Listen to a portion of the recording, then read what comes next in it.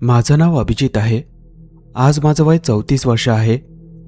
मी तुम्हाला जी घटना सांगणार आहे ती आजही आठवली की माझ्या अंगावर काटा येतो. त्या रात्रीनंतर मी कधीही रात्री एकट्याने लांबच्या प्रवासाला गेलो नाही. तुम्ही माझ्यावर विश्वास ठेवाल की नाही हे मला माहीत नाही, पण मी जे अनुभवलं ते माझा सर्व आयुष्यभर पाठलाग करणार आहे. ही घटना साधारण 2 वर्षापूर्वीची. त्या दिवशी एका महत्त्वाच्या कामामुळे मला रात्रीचं निघावं लागलं. वेळ जवळपास 11. हवेत प्रचंड गारवा होता. आकाश पूर्ण ढगांनी भरलेलं होतं. चंद्र दिसत नव्हता. रस्त्यावर दिवे होते, पण त्यांचा प्रकाश धुक्यात हरवून जात होता. मी कार शांतपणे चालवत होतो. त्या महामार्गावर त्या रात्री एकही वाहन नव्हतं. ना ट्रक, ना बस, ना कार. फक्त माझ्या गाडीच्या हेडलाईटचा प्रकाश आणि इंजिनचा मंद आवाज. साधारण अर्धा तास झाला असेल. अचानक हेडलाईटच्या प्रकाशात मला रस्त्याच्या डाव्या बाजूला तिघं बसलेली दिसली. एक पुरुष, एक स्त्री आणि 7-8 वर्षाची एक लहान मुलगी. ते तिघेही रस्त्याच्या कडेला शांतपणे बसले होते. माझ्या गाडीला पाहून त्यांनी हात दाखवला नाही, मदतीसाठी ओरडले नाहीत. फक्त माझ्याकडे पाहत राहिले. त्यांच्या चेहऱ्यावर काहीतरी विचित्र होतं. भीती, निराशा आणि जणू खूप वेळ कोणाची तरी वाट पाहिल्याचा थकवा. माझ्या मनात विचार आला, इतक्या रात्री हे लोक इथे काय करत असतील? मी गाडी पुढे काढली, पण काही मीटर गेल्यावर मनाने साथ दिली नाही. मी ब्रेक मारला, रिव्हर्स घेतली आणि त्यांच्याजवळ गाडी थांबवली. काच खाली गेली. काय झालं? काही मदत हवी आहे का? तो माणूस हळूहळू उठला. त्याच्या चेहऱ्यावर एक विचित्र शांत हास्य होतं. तो म्हणाला, साहेब, आमची गाडी बंद पडली आहे. पुढे थोड्या अंतरावर जायचं आहे. तुम्ही आम्हाला सोडू शकाल का? त्याचा आवाज अगदी सामान्य होता. मी आजूबाजूला पाहिलं. मला त्यांची गाडी कुठेच दिसली नाही. मी विचारलं, गाडी कुठे आहे तुमची? तो 2 सेकंद शांत राहिला. मग म्हणाला, थोडे मागे राहिली. अंधारात दिसत नाही. मला थोडं विचित्र वाटलं, पण त्या लहान मुलीकडे पाहिलं. ती माझ्याकडे बघून मंद हसत होती. तिच्या हातात एक जुनी तुटकी बाहुली होती. माझं मन पाघळलं. या, बसा. तो माणूस पुढच्या सीटवर येऊन बसला. त्याची बायको आणि मुलगी मागच्या सीटवर बसल्या. दार बंद होताच कारच्या आतलं तापमान अचानक खूप कमी झालं. मी एसी बंद केल्याची खात्री केली, तरीही गारवा वाढतच होता. खिडकी उघडी आहे का? मी स्वतःशीच पुटपुटलो. नव्हती. मी पुन्हा गाडी सुरू केली. काही मिनिटं पूर्ण शांतता होती. कोणीच बोलत नव्हतं. मीच विचारलं, तुमचं नाव काय? तो माणूस माझ्याकडे न पाहताच म्हणाला, माझं नाव शरद आणि ही माझी बायको माधवी आणि मुलगी गौरी. मी आरशातून मागे पाहिलं. गौरी माझ्याकडेच बघत होती. तिच्या चेहऱ्यावर एक विचित्र हसू होतं. मी हसून विचारलं, काय ग, एवढं काय बघतेस? ती काहीच बोलली नाही. फक्त अतिशय हळू आवाजात म्हणाली, बाबा, हा आपल्याला शेवटपर्यंत सोडेल ना? त्या प्रश्नावर शरदने तिच्याकडे पाहिलं आणि ओठांवर एक भयावह स्मित उमटलं. मी त्या आरशात पाहिलं आणि नकळत माझ्या हाताने स्टेअरिंग अधिक घट्ट पकडलं. मी गाडी चालवत होतो, पण माझं पूर्ण लक्ष आता रस्त्यावर नव्हतं. माझ्या मनात सतत एकच विचार फिरत होता, या लोकांमध्ये काहीतरी विचित्र आहे.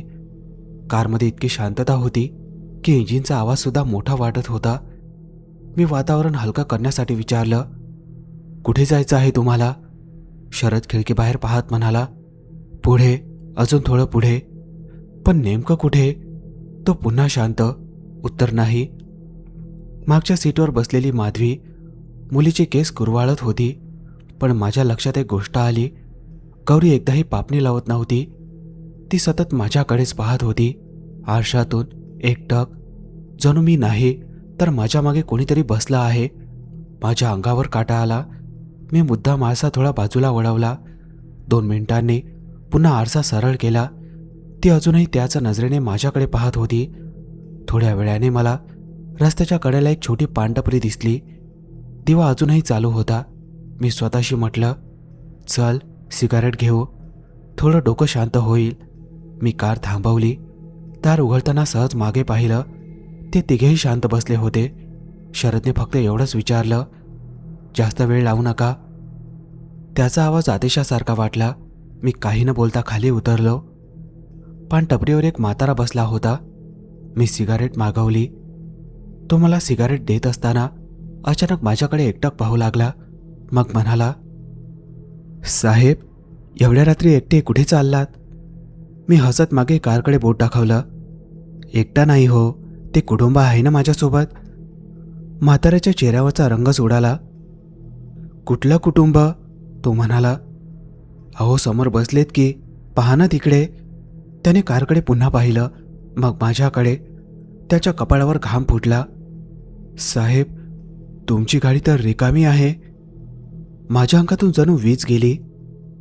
काय? हो, मी 5 मिनिटांपासून बघतोय तुम्ही एकटेच आलात. मला राग आला.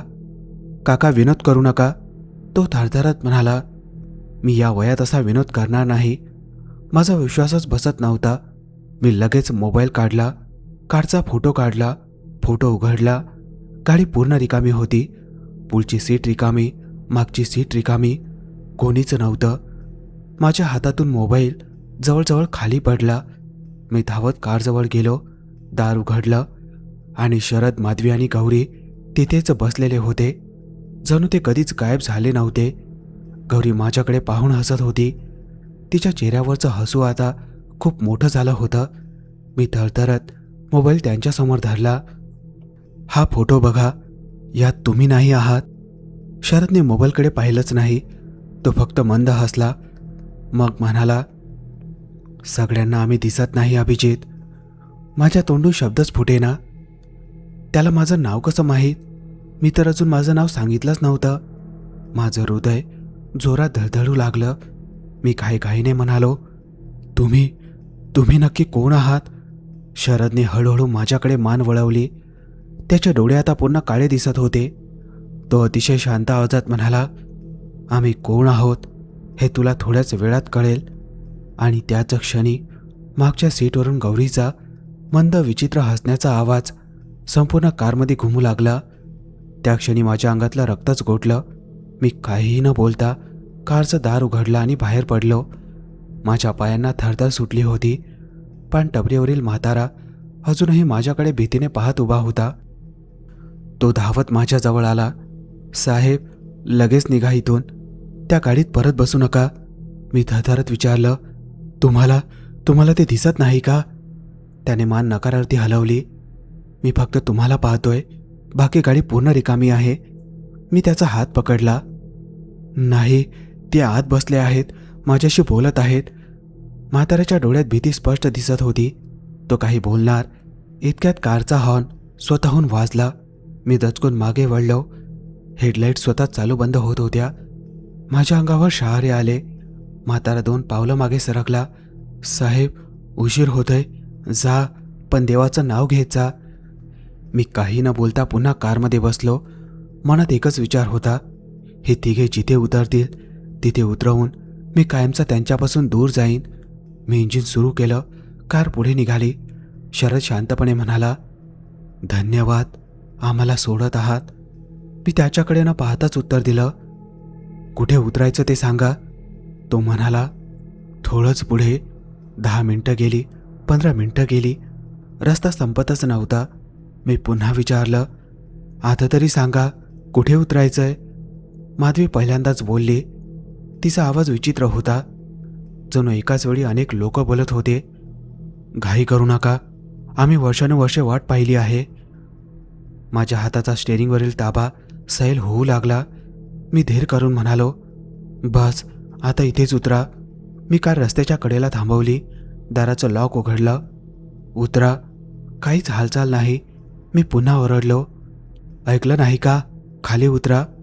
शरदने हळूहळू माझ्याकडे मान वळवली. त्याच्या चेहऱ्यावरचं हसू हळूहळू मोठं होत गेलं. इतकं मोठं की त्याचे ओठ गालापर्यंत फाटल्यासारखे दिसू लागले. त्याचे डोळे पूर्ण काळे झाले. माधवीने मान खाली झुकवली. क्षणात तिची मान एका विचित्र आवाजासह पूर्ण मागे वळली. पण तिचं शरीर तसं समोर बसलेलं होतं. माझ्या तोंडून किंकाळीच बाहेर पडली. मी मागे पाहिलं. गौरी आता सीटवर बसलेली नव्हती. ती सीटवर उभी होती. कारच्या छताला तिचं डोकं टेकलं होतं. तिचे दोन्ही डोळे गायब झाले होते. फक्त काळे खोल खड्डे आणि कानांपर्यंत पसरलेलं भयानक हसू. ती हळू आवाजात म्हणाली, "बाबा, यालाच घेऊया." शरद माझ्याकडे पाहून म्हणाला, "आम्ही उतरू, पण जिथे आम्ही उतरू तिथे तुलाही यावं लागेल." मी घाबरून दार उघडण्याचा प्रयत्न केला. दार उघडलंच नाही. दुसरं दार, तेही नाही. खिडक्या बंद. लॉकचं बटन दाबलं. काहीच झालं नाही. त्याच क्षणी कारचं इंजिन स्वतः सुरू झालं. मी चावीला हातही लावला नाही. स्टेअरिंग स्वतःहून उजवीकडे वळलं. एक्सिलेटर स्वतःच दाबला गेला. कार वेगाने अंधाऱ्या रस्त्यावर धावू लागली. मी पूर्ण ताकदीने ब्रेक दाबत होतो, पण ब्रेकचा काहीच परिणाम होत नव्हता. मागून तिघेही एकाच आवाजात कुजबुजू लागले, "आता परतीचा रस्ता नाही." आणि दूर हेडलाईटच्या प्रकाशात मला एक मोलकडीस आलेल्या जुन्या पुलाची काळी आकृती दिसू लागली. त्या पुलाकडे कार वेड्यासारखी धावत होती. माझ्या आयुष्यात इतकी भीती मला कधीच वाटली नव्हती. कार माझ्या नियंत्रणाबाहेर गेली होती. मी पूर्ण ताकदीने ब्रेक दाबत होतो, पण पायाखाली ब्रेक असल्यासारखंच वाटत नव्हतं. स्टेअरिंग स्वतःहून वळत होतं. एक्सिलेटर स्वतःच दाबला जात होता. माझ्या मागे बसलेले शरद, माधवी आणि गौरी एकाच वेळी हसू लागले. तो हसण्याचा आवाज माणसाचा नव्हता, एखाद्या अतृप्त आत्म्यांचा वाटत होता. मी घाबरून मागे पाहिलं आणि माझ्या तोंडून किंकाळी बाहेर पडली. ते आता माणसं राहिलेले नव्हते. शरदचा संपूर्ण चेहरा काळा पडला होता. त्याचे डोळे नाहीसे झाले होते. त्याच्या जागी 2 खोल काळे खड्डे दिसत होते. त्याचे तोंड अशक्य तितकं मोठं उघडलं होतं. माधवीचे दोन्ही हात लांब होत चालले होते. तिची बोटं नखांसारखी धारदार दिसत होती. गौरी ती कारच्या सीटवर नव्हती. ती कारच्या छताला पालीसारखी चिटकून बसली होती. तिचे हातपाय उलटे वळलेले होते. ती हळूहळू माझ्याकडे सरकत होती. "आमच्याकडे बघ." तिचा आवाज कानाजवळून आल्यासारखा वाटला. मी डोळे घट्ट मिटले. अचानक माझ्या गालावर कोणीतरी थंड हात फिरवल्यासारखं वाटलं. मी डोळे उघडले. गौरीचा चेहरा माझ्यापासून फक्त काही इंचावर होता. तिच्या चेहऱ्यावरचं हसू इतकं भयानक होतं की माझा श्वासच अडकला. ती कुजबुजली, "आज तू आमच्यासोबत येशील." त्याच क्षणी कार एका जुन्या पुलावर चढली. पुलाच्या दोन्ही बाजूचं लोखंडी रेलिंग पूर्ण मोडलं होतं. खाली काहीच दिसत नव्हतं, फक्त काळोख. कारचा वेग कमी होण्याऐवजी आणखी वाढत होता. मी शेवटचा प्रयत्न म्हणून हँडब्रेक जोरात ओढला. काहीच झालं नाही. शरद मोठ्याने हसू लागला, "इथून कोणी परत जात नाही." मी रडत ओरडलो, "तुम्हाला माझ्याकडून काय हवंय?" क्षणभर कारमध्ये शांतता पसरली. मग तिघांनी एकाच वेळी उत्तर दिलं, "तुझा जीव." माझ्या अंगावर काटा उभा राहिला. तेवढ्या समोर पुलाचा शेवट दिसला. रस्ता संपला होता. पुढे खोल दरी. कार थेट दरीकडे धावत होती. मी डोळे मिटले. आयुष्यात पहिल्यांदाच मला माझा मृत्यू इतका जवळ दिसत होता.